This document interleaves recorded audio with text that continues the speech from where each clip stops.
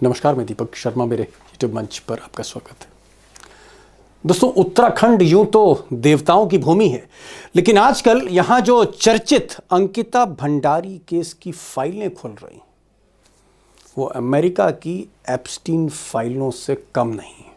अब सच्चाई यह है कि यहाँ की गली गली इन फाइलों का जिक्र हो रहा है और सड़कों पर जनता खुलेआम लाउडेस्ट स्पीकर पर बोल बोल कर बड़े बड़े नेताओं के नाम ले रही है।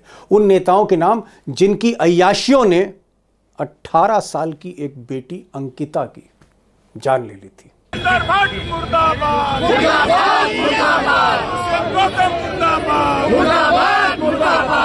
अब अंकिता के मर्डर केस को लेकर कई वीडियो वायरल हो रहे हैं, जिसमें यह दावा किया जा रहा है कि अंकिता जैसी कई लड़कियों को उत्तराखंड के एक रिसोर्ट में बड़े बड़े नेताओं के सामने हर रात पेश किया जाता था। और इसी कड़ी में एक वीडियो और वायरल हुआ है जो अभिनेत्री उर्मिला सनावर का है, जो सहारनपुर की रहने वाली हैं। और उनके वीडियो में जो खुलासा हुआ है, उसने सच में उत्तराखंड में आग लगा दी है। तब तो वो बोल गए थे दुष्यंत के नाम के, तभी तो उसने बुलडोजर चलवाया था इसके खिलाफ। आर्टिकल ने किसके खिलाफ? रिजॉर्ट में बुलडोजर किसके खिलाफ चलवाया था? दुष्यंत के। अब उर्मिला सनावर का ये जो वीडियो है, जिसमें उनकी और उनके पति की बातचीत है, जो बीजेपी के विधायक थे, जिसमें कई बड़े नेताओं के नाम उर्मिला ने लिए हैं और उन्होंने खुलासा किया है कि ये बीजेपी के नेता उस रिसोर्ट में जाते थे जहां अंकिता रिसेप्शनिस्ट थी। कई लड़कियों को पेश किया जाता था और अंकिता को भी एक वीआईपी नेता के सामने पेश किया जाना था। जब अंकिता ने मना किया तो बाद में उसके साथ दुष्कर्म हुआ और उसकी जान ले ली गई। अब ये वीडियो आग की तरह जब फैला तो पुलिस उर्मिला को ढूंढने लगी और उर्मिला घर से भाग निकली। उर्मिला फिलहाल फरार हैं, गुम हैं, और गुम रहते हुए भागते भागते उन्होंने एक और वीडियो बनाया और अपलोड कर दिया। इस वीडियो में उर्मिला ने कहा है कि जब से उन्होंने ये खुलासा किया है, बीजेपी के नेताओं के नाम लिए हैं, तब से पुलिस उनके जान के पीछे पड़ी हुई है और अगर वो पकड़ी जाती हैं तो उनका एनकाउंटर तक हो सकता है। पुलिस मुझे मरवाने के लिए घूम रही है ताकि गिरफ्तार करके हमें मरवा दे। उत्तराखंड की जनता जाग जाओ।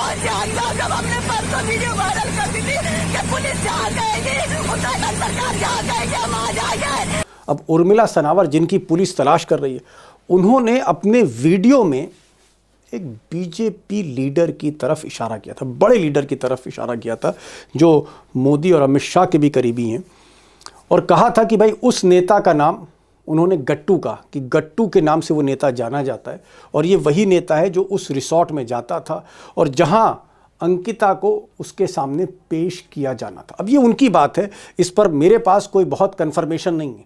ये उर्मिला का आरोप है और इस आरोप के बाद विपक्ष ने बाकायदा कुछ नेताओं के नाम लेने शुरू कर दिए। उसमें से एक नाम दुष्यंत गौतम का है। अभी जो दुष्यंत गौतम हैं, ये उत्तराखंड के प्रभारी हैं, धामी इनके करीबी हैं, ये मोदी के भी करीबी हैं, ये बीजेपी के नेशनल जनरल सेक्रेटरी हैं, छोटे मोटे नेता नहीं हैं, दलित फेस हैं वहाँ के। अब इनका जब से नाम लिया तो विपक्ष ने और छीछा लेदर शुरू कर दी। This case, BJP person is definitely, he was not not trial, but he was convicted.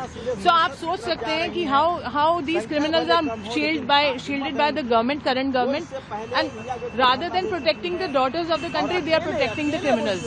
अब दूसरी तरफ दुष्यंत गौतम का कहना है कि साहब बेवजह उनका नाम घसीटा जा रहा है, उन्हें बिना किसी कारण बदनाम किया जा रहा है, वो इस टाइप के आदमी नहीं, ये उनका कहना है। और यहाँ तक दुष्यंत गौतम ने कह दिया कि भाई जो अगर नाम लेगा, खासकर विपक्ष, तो मैं इनके खिलाफ कानूनी कार्रवाई करूंगा, ये उनका कहना है। सब चीज के लिए मैं तैयार हूं, लेकिन जो भी लोग ये भ्रम फैलाने का काम कर रहे हैं, मेरी छवि को धूमिल करने का काम कर रहे हैं, मैं उनको आगाह करना चाहता हूं। इसकी सबकी जांच की जाएगी। अब उत्तराखंड में जो मुख्य विपक्षी दल है कांग्रेस, वो भी मौका छोड़ना नहीं चाहती। कांग्रेस का कहना है कि भाई सारा का सारा जो कसूर है वो इस आदमी का है, पुष्कर सिंह धामी जो मुख्यमंत्री हैं उत्तराखंड के। अगर पुष्कर सिंह धामी ने गहराई से छानबीन करा दी होती, गहराई से जांच कराई होती, और जो नए सबूत आ रहे हैं, जो नए वीडियो वायरल हो रहे हैं, जो बीजेपी के बड़े नेताओं के नाम आ रहे हैं, अगर सच्चाई से गहराई से जांच कराई होती, इन नेताओं के फोन के रिकॉर्ड निकलवाए होते, तो बहुत कुछ सामने आ गया होता। लेकिन धामी ने सच की जगह पर्दा डाला है, क्योंकि कई बीजेपी के बड़े नेता, उनके खुद वो चेले, उनकी वजह से उनकी कुर्सी बची हुई है। यहां तक कांग्रेस ने आरोप लगाया कि साहब जो रिसोर्ट था जहां दुष्कर्म हुआ, जहां हत्या की साजिश रची गई, जहां तमाम सबूत थे, उस रिसोर्ट पर मौके वारदात पर जानबूझकर बुलडोजर चलवाया पुष्कर सिंह धामी ने, ताकि सबूत नष्ट हो सके। और इत्तेफाक देखिए कि इस बात का खुलासा बीजेपी की एक महिला विधायक ने कर दिया, जिन्होंने बुलडोजर चलवाया था। उन्होंने कहा कि साहब बुलडोजर हमने चलवाया चीफ मिनिस्टर के आदेश पर। को न्याय चाहिए, और जिस तरह से अंकिता भंडारी के साथ इस रिसोर्ट में, अवैध रिसोर्ट में वो घटना घटी गई है, उसको मैंने कहा तुरंत गिराने के लिए उसको यहाँ पे बुलडोजर चलाया जाए, ताकि यहाँ से दोबारा से जो आगे भी कोई इस तरह की कृत्य करने की सोचेगा, इस तरह गुनाह करने का सोचेगा, 100 बार सोचेगा कि हमें ऐसा करने से क्या मिलेगा। और माननीय मुख्यमंत्री जी का सबसे ज्यादा मैं माननीय मुख्यमंत्री का देती हूँ, जिन्होंने तुरंत संज्ञान में लिया, इसके आदेश ध्वस्त करने के आदेश दिए। अब दोस्तों, उत्तराखंड में आग लगे और नरेंद्र मोदी तक उसकी आंच ना पहुंचे। अब कहा जा रहा है कि भाई नरेंद्र मोदी काफ़ी डिस्टर्ब हैं, क्योंकि ये सच्चाई है कि नरेंद्र मोदी का लगाव रहा है उत्तराखंड में, और उत्तराखंड में लगातार जो बीजेपी की सरकार चल रही है, ऐसा लोग कहते हैं कि बीजेपी की तरफ से मोदी खुद मॉनिटर करते हैं, और ज़रा सी कोई गड़बड़ होती है तो ताश के पत्ते की तरह मुख्यमंत्री भी बदल देते हैं। कई मुख्यमंत्री बदले हैं मोदी ने। आजकल ऐसा कहा जा रहा है कि नरेंद्र मोदी का प्राइम मिनिस्टर ऑफिस इस पूरे मामले की जांच करा रहा, मॉनिटर कर रहा है। और ऐसा कहा जा रहा है कि अगले साल जो चुनाव होना है उत्तराखंड में, उत्तर प्रदेश के साथ, ऐसा ना हो जाए कि अंकिता भंडारी की आग की लपटों में बीजेपी का ही खेल हो जाए, बीजेपी का ही खेल हो जाए। तो नरेंद्र मोदी कुछ भी एक्शन ले सकते हैं। कहने वाले ये भी कह रहे हैं कि हो सकता है इस बार धामी की कुर्सी ना चली जाए। अब दोस्तों, जो सबसे बड़ा सवाल है वो ये है कि ये उत्तराखंड की ये जो फाइल है, हॉट फाइल है, इसमें जो नाम दबे पड़े हैं, इसमें जो नाम दर्ज हैं, क्या ये नाम कभी खुलेंगे? ये फाइल खुलेगी? क्या वाकई इस मामले की जांच सीबीआई को दी जाएगी और कोई जज सुप्रीम कोर्ट का है वो इसे मॉनिटर करेगा? अब मुख्य विपक्षी दल कांग्रेस का तो यहाँ तक कहना है कि साहब धामी को हटाया जाए, दूसरा मुख्यमंत्री लाया जाए, और ये जो मामला है इसकी जांच कोई सुप्रीम कोर्ट का सिटिंग जज करे, एटलीस्ट सुप्रीम कोर्ट का हो या फिर हाई कोर्ट का जज हो, वो जांच करे। वरना धामी की कोशिश है इस मामले पर लीपापोती करने की। बहरहाल आगे क्या होने जा रहा है, बड़ी खबर तो यह है कि 2 दिन बाद ही पहली बार मुख्यमंत्री का घेराव करने जा रही जनता। उसके बाद आगे क्या होगा? अब दोस्तों, सुप्रीम कोर्ट का जज जो है वो जांच करता है, या फिर इसकी जांच सीधे सीधे सीबीआई को दी जाती है, या मोदी कोई एक्शन लेते हैं? आगे क्या होने जा रहा है इस मामले में? मैंने 2 खास मेहमानों को बुलाया। सुजाता पॉल हैं, जो पहले दिन से इस मामले को आप कह सकते हैं एक्टिविस्ट की तरह इसको लीड कर रही थी, और उन्होंने बहुत से धरने, प्रदर्शन और आंदोलन को रूपरेखा बनाई है। इस पूरे मामले की तह में है, फायर ब्रांड लीडर हैं, उनको भी सुनिएगा कि वो चाहती क्या है, विपक्ष क्या चाहता है, क्या हो इस मामले में अब। और हमारे साथ उमाकांत रहेंगे। उनसे मैंने पूछा है कि भाई क्या वाकई मोदी सीरियस दिख रहे हैं, या मोदी इस मामले को भी कहीं ना कहीं ढक देंगे, क्लोज कर देंगे। जी सुजाता जी, इसमें जो बड़ा सवाल है वो ये है कि ठीक है, एक बहुत ही दुर्भाग्यपूर्ण घटना हुई। एक छोटी सी बच्ची जो एक भविष्य तलाश कर रही थी, नौकरी कर रही थी रिसेप्शनिस्ट के तौर पे, उसके साथ दुष्कर्म होता है, ब्लैकमेल किया जाता है, बाद में मर्डर कर दिया जाता है। और बीजेपी के कई लीडर उस रिसोर्ट पर जाते थे जहां पर ये सारे कुकर्म हो रहा था। वो बात समझ में आती है और इसमें सजा भी हुई है। लेकिन मुख्यमंत्री पुष्कर धामी, अचानक इनके ऊपर उंगलियां क्यों उठ रही हैं? क्या पुष्कर धामी का कोई इन्वॉल्वमेंट है, या पुष्कर धामी जो मुख्यमंत्री हैं वो सीबीआई जांच नहीं कराना चाहते, या फिर पुष्कर धामी का कोई और कनेक्शन सामने? पुष्कर धामी का घेराव क्यों उत्तराखंड की पब्लिक करने जा रही है? पुष्कर धामी सर्वे सर्वा है, मुखिया है, तो सीबीआई जांच और न्याय के बीच में वही तो रोड़ा बन रहे हैं। अगर सीबीआई जांच की वो संस्तुति कर देंगे तो दूध का दूध पानी का पानी हो जाएगा। और केंद्रीय संस्था है वो, तो अगर केंद्रीय एजेंसी को भी वो रोक रहे हैं तो किस बात को छुपा रहे हैं? कहीं ऐसा तो नहीं है कि जो प्रभारी होता है वो हमेशा रिपोर्ट देता है मुख्यमंत्री का केंद्र में, और ऐसा तो नहीं है कि उनके पास कुछ ऐसे तथ्य सबूत हैं जिन सबूतों के आधार पर आज दुष्यंत गौतम, जिनको गट्टू के नाम से संबोधित किया गया था, उन्होंने इनकी सरकार को बचाया है। तो दोनों के बीच में जो साठगांठ है उसका बाहर आना बेहद जरूरी है कि कौन से वो सबूत है जिनको छुपाए जा रहे हैं। और मुख्यमंत्री पुष्कर सिंह धामी अब तो लग रहे हैं कि वो छुपा रहे हैं वो तथ्य जिनसे दुष्यंत गौतम का रोल सामने आ जाएगा। और दुष्यंत गौतम ही नहीं, अजय कुमार नाम भी आया है इस पूरे प्रकरण में। ये अजय कुमार कौन है, कुछ इनके बारे में? ये संगठन महामंत्री हैं उत्तराखंड प्रदेश भाजपा के, जिनका बहुत बड़ा रोल होता है। वो हमेशा आरएसएस के व्यक्ति होते, प्रचारक होते हैं, और कहा जा रहा है कि वो वहां मौजूद थे। और ये बात अंकिता भंडारी की माताजी कह चुकी है इससे पहले। तो अजय कुमार का नाम पहले से आ रहा है, अब दोबारा उर्मिला राठौर के ऑडियो में आया है, और साथ ही दुष्यंत गौतम का नाम आया है जो राष्ट्रीय महासचिव है भाजपा के। जी जी जी, एक चीज मैं और जानना चाहूंगा कि आप, क्योंकि इस मामले को बहुत भीतर से तहकीकात कर रही हैं, मौके पर हैं, कई आंदोलन आपने लीड किए हैं, ये जो रिसोर्ट था, ये जो लग्जरी रिसोर्ट था उत्तराखंड में, क्या इसमें बीजेपी के लोग, बड़े ब्यूरोक्रेट्स, क्या वीआईपी जाते थे और वहां उनका ये कोई ऐशगाह टाइप का था और लड़कियों का शोषण होता था?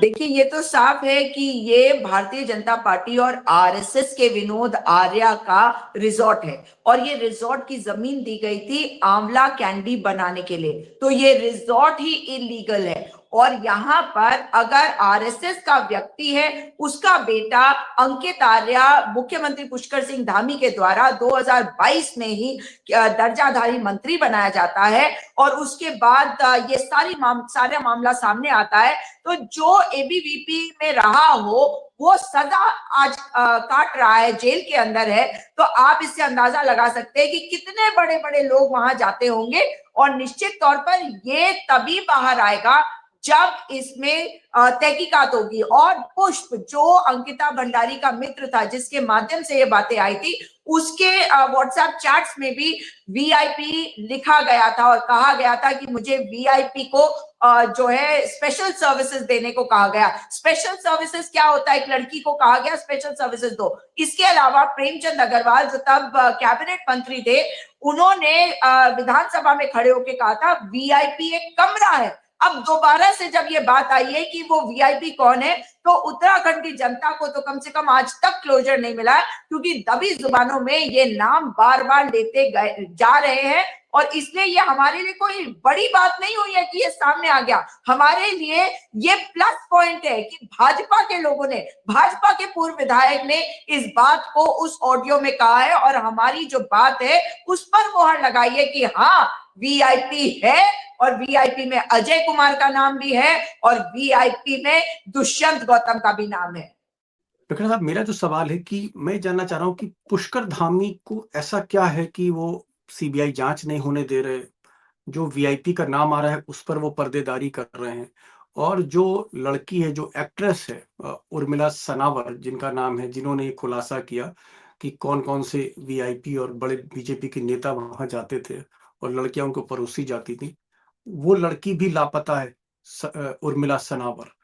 उसको भी कहीं ना कहीं टारगेट किया जा रहा है। वो कह रही है कि मुझे पुलिस मार देगी। ये मामला इतना क्यों उलझता जा रहा है, मैं ये जानना चाह रहा हूँ। इतने ज्यादा इसके मतलब आप कह सकते हैं धागे जो हैं, सिरे जो हैं, उन पे उलझते चले जा रही है केस। क्या कहीं ना कहीं मिस्टर धामी कुछ बड़ा सच छुपा रहे हैं? देखिए, ये जो जब ये घटना हुई 18 सितंबर 2022 को, और एक उत्तराखंड सुदूर गांव की रहने वाली लड़की नौकरी की तलाश में 100-150 किलोमीटर दूर आई, और वो घटनाक्रम घटा, तो अगर कोई जिम्मेदार मुख्यमंत्री होता जिसको लोक लाज है जरा सा भी, तो वो मतलब पहाड़ की लड़की है, उत्तराखंड की लड़की या कहीं की भी लड़की होती, इवन पहाड़ की बाहर की भी लड़की होती तो भारत की बेटी है ना, उसकी हत्या हुई। इनको बिना किसी देर के सीधा सीधा सीबीआई इंक्वायरी ऑर्डर करनी चाहिए थी, ताकि 2 महीने के अंदर सारी सीबीआई की जांच रिपोर्ट आती और दूध का दूध पानी का पानी हो जाता। उसमें मुख्यमंत्री की अपनी इमेज बच जाती, सरकार की इमेज बच जाती, भारतीय जनता पार्टी की इमेज बच जाती, और जो दुष्कर्मी थे, जो जितने भी सफेद पोश माफिया वहां अय्याशी करते थे उस रिजॉर्ट में, वो बेनकाम हो जाते। तो क्या ये उन अय्याश लोगों, उन सफेद पोश माफिया जो भारतीय जनता पार्टी के थे, जो आरएसएस के थे, उनका, वो उन अपराधियों का क्या वहां की सत्ता से कोई आंतरिक गठजोड़ था? क्या उस गठजोड़ का पर्दाफाश होने से बचाने के लिए सीबीआई इंक्वायरी नहीं की गई? सवाल यह कि वीआईपी कौन है? 3 लोगों को आजन्म कारावास हो चुका है इस मामले में। उसके बाद ये जो मामला उठा, ये कांग्रेस ने नहीं उठाया। मुझे तो लग रहा है सब लोग चुपचाप हो गए, तो उन्होंने कहा ठीक है, सजा हो गई, आजन्म कारावास हो गया, और पुख्ता सबूत होते तो आजन्म कारावास, तो फांसी भी लगती। अब ये जो सवाल उठा, ये सवाल तो भारतीय जनता पार्टी के भीतर से उठा है कि भाई ये जो वीआईपी है, दुष्यंत गौतम, अजय कुमार वगैरह वगैरह, अब इन लोगों का क्या, ये जो दोनों किरदार हैं, दुष्यंत गौतम और अजय कुमार, ये तो प्रधानमंत्री मोदी के अगल बगल बैठते हैं। अब आप मुझे दिखाइए, आप फोटो दिखाइए पिछले 2-2.5 साल की, जब प्रधानमंत्री उत्तराखंड जा रहे हैं, एक दाहिने हाथ में दुष्यंत गौतम बैठता है, क्योंकि भाई वो तो जनरल सेक्रेटरी, महासचिव, राष्ट्रीय महासचिव है, और संगठन महासचिव इतना पावरफुल पोजीशन हर राज्य में होती है, और वो आरएसएस का होता है। तो ये आरएसएस कर क्या रही है उत्तराखंड में? ये आरएसएस उत्तराखंड में मां बहनों की आबरू लूटने के लिए भेजी गई है कि उस राज्य के नवनिर्माण के लिए भेजी गई है। और ये बेशर्मी की बात तो ये है कि ये रजत जयंती हो रहा है और भारतीय जनता पार्टी के लोगों के चेहरों पर कालिख पुत गई है। सुजाता जी, दुष्यंत कुमार जो दलित नेता भी हैं और बीजेपी के महासचिव हैं, उत्तराखंड के प्रभारी हैं, सीनियर लीडर, उनका ये कहना है, उनके तरफ से उनके जो लोग हैं, उनका ये कहना है कि साहब दुष्यंत कुमार को जबरदस्ती फंसाया जा रहा है। दुष्यंत कुमार तो उनके खिलाफ तो कोई सबूत नहीं है। उनका ये कहना है कि साहब जबरदस्ती उनको घसीटा जा रहा है दुष्यंत कुमार को इसमें। देखिए, सबसे पहली बात क्लियर कर दूं कि उर्मिला सनावर ने इस बात का खुलासा किया, इस ऑडियो को जारी किया, वो भी दलित समाज से आते हैं, इसलिए ये जो दलित वाला एंगल है ये बिल्कुल काम नहीं करेगा दुष्यंत गौतम जी के फेवर में, क्योंकि एक अपराधी होता है। वो अभी अपराधी साबित नहीं हुए, वो आरोपित हो गए हैं जनता की नजरों में, और उत्तराखंड की जनता आज पूछ रही है ये बात कि वो क्यों छुप रहे हैं। बहुत महत्वपूर्ण बात है, आपको याद करा दूं कि जो व्यक्ति इसमें कन्विक्ट हुआ यानी कि पुलकित आर्या, उसका जो फोन है वो रिकवर नहीं हुआ था। लेकिन अगर फोन रिकवर नहीं हुआ तो सीडीआर क्या बाहर नहीं आनी चाहिए थी? सीडीआर बाहर नहीं आई।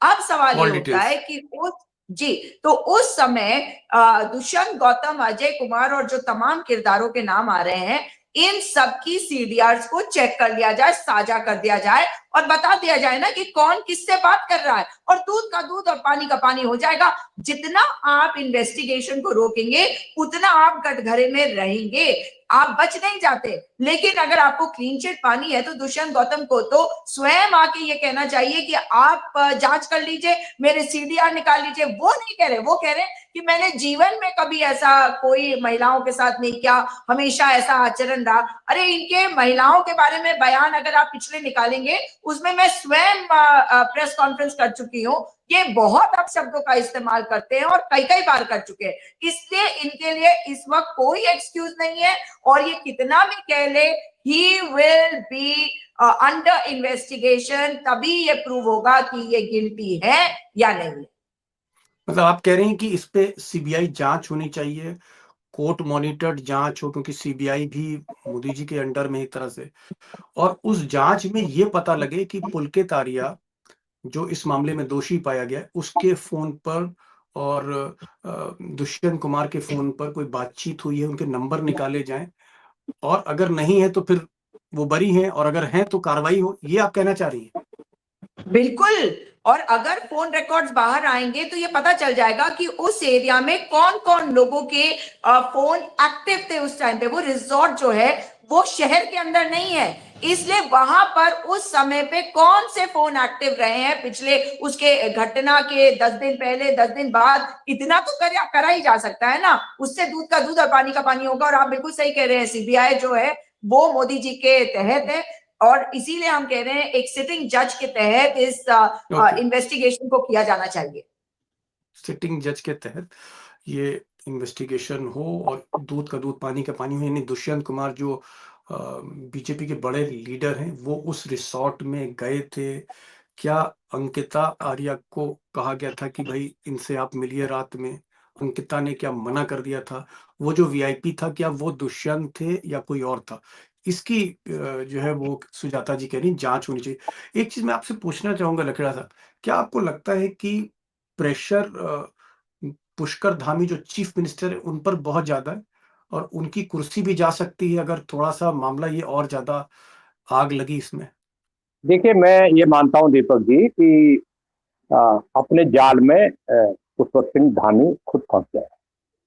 उसका अपने कारण जाल क्या में है? फंस गए? मैं अपने जाल में फंस गए हैं। उसका कारण है रेणु बिष्ट का जो यमकेश्वर के क्षेत्र की बीजेपी की विधायक है। वो पहले कांग्रेस में भी थी और फिर वो टिकट टिमना तो उधर चली गई, फिर कई दलों में घूम घाम करके वो भारतीय जनता पार्टी में चली गई।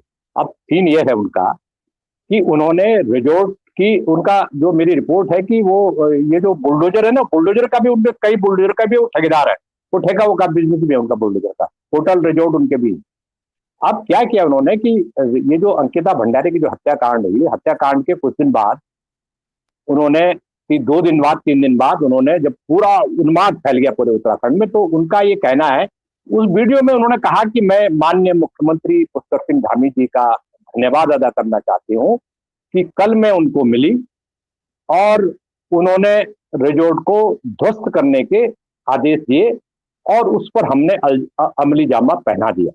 तो ये जो मुद्दा है, ये मुद्दे में मुख्यमंत्री रडार पर आते हैं और मुख्यमंत्री रडार पर आते हैं जो जिन्होंने सबूत मिटाने के आदेश दिए। रेणु बिष्ट रडार पे आती है जिन्होंने बुलडोजर ले जाके वहां तोड़ा।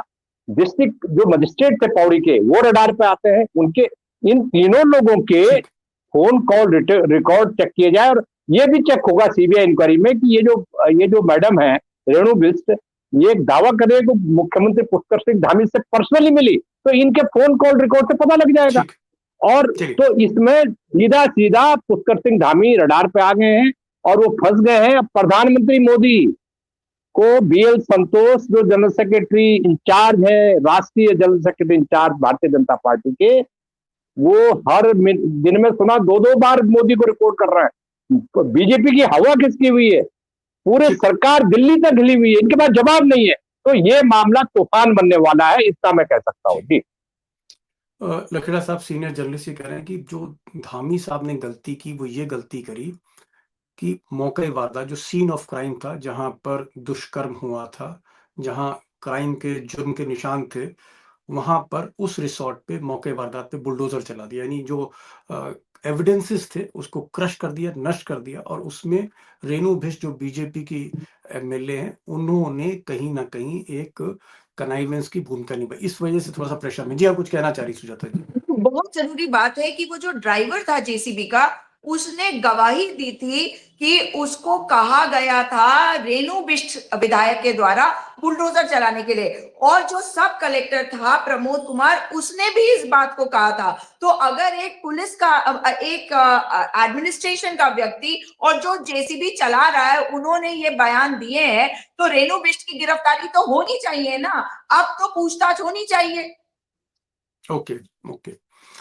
कुल मिलाकर सारे जो किरदार हैं, वो चाहे वो चीफ मिनिस्टर हो, पुष्कर धामी हो, या फिर रेणु बिष्ट हो, या फिर जिनका रिसोर्ट था, या फिर जिन पर शक हो रहा है दुष्यंत कुमार पर या अजय कुमार पर, सारे का सारा जो फैमिली है वो भगवा फैमिली, बीजेपी फैमिली है, जो कहीं ना कहीं इस हत्याकांड में, इस रेप में, इस भयावह अपराध में कहीं ना कहीं उनके ऊपर शक की सुंजरी उलझता चला जा रहा है। मैं आखिरी में सवाल करूंगा सुजाता जी, अब आपका, ठीक है हमने जान लिया कि इस वक्त मुख्यमंत्री का भी घेराव आप लोग करने जा रहे हैं। आपकी डिमांड क्या, अल्टीमेटली डिमांड क्या है इस वक्त? What is your final demand? केवल एक ही डिमांड है, वो इसलिए क्योंकि जब वहां के एसएसपी को अक्टूबर 2022 में 1.5 महीने बाद बदला गया, तब दोबारा से उस रिजॉर्ट में आग लगी थी। यानी कि यहाँ की पुलिस पे आप भरोसा नहीं कर सकते। तथ्यों को जलाया गया, नष्ट किया गया बुलडोजर के द्वारा भी।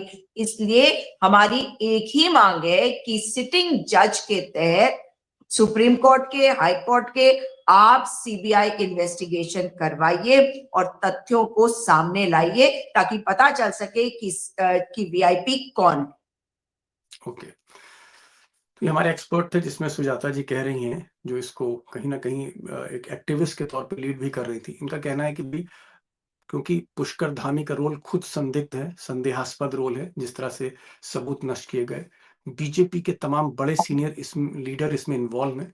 ये मामला सिर्फ सीबीआई को ना दिया जाए, ये मामला एक सुप्रीम कोर्ट के जज या हाई कोर्ट के जज, सिटिंग जज जो हैं, उनके अंडर ये जांच मॉनिटर कराई जाए सीबीआई द्वारा, सारे तथ्य उठाए जाए। दुष्यंत कुमार जो बीजेपी के बड़े नेता हैं, पुष्कर धामी से अच्छे रिश्ते हैं, उनको क्वेश्चन किया गया, उनके रोल की जांच होनी चाहिए कि वो इन्वॉल्व थे या नहीं थे। और साथ ही साथ बाकी जो किरदार है इसमें कि पुष्कर धामी सीएम का क्या रोल है, रेणु भिष्ट का क्या रोल है, या पुलकित आर्या के करीब और कौन लोग थे, या वहां अंकिता के अलावा की और लड़कियां भी परोसी जा रही थी। इस सारी जो एप्स्टीन फाइल है उत्तराखंड की, इस फाइल को कहीं ना कहीं खुलकर सामने रखा जाए, ये कहना चाहिए सुजाता जी। लकड़ा साहब बहुत बहुत शुक्रिया आपका भी, और सुजाता जी आपका भी बहुत बहुत शुक्रिया। देखते हैं आगे क्या होता है। बहरहाल 4 तारीख को पुष्कर धामी का उत्तराखंड की जनता घेराव करने जा रही है। Thank you so much for joining this programme.